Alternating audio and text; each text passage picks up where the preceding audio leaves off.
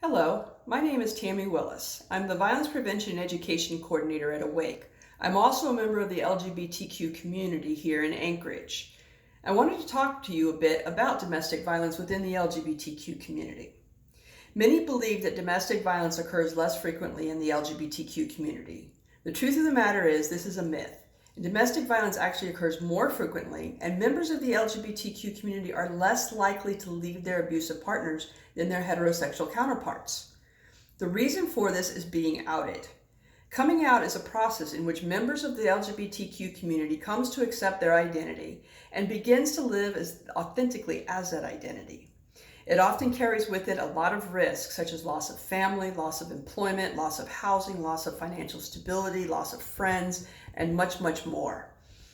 As much as the LGBTQ community has advanced their rights and protections across the country, coming out still carries a lot of risk.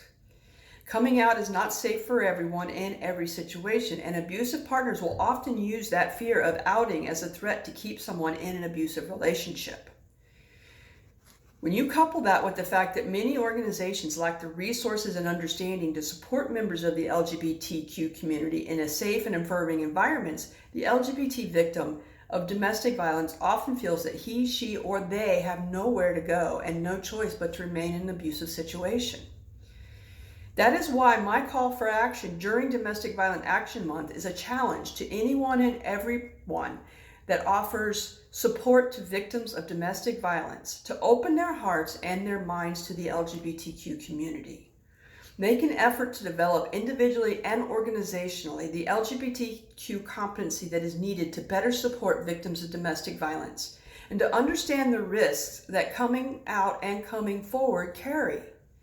We have to understand how to create these safe places where members of the LGBTQ community can be their authentic selves while rebuilding a life that may also involve the loss and trauma that comes with being outed.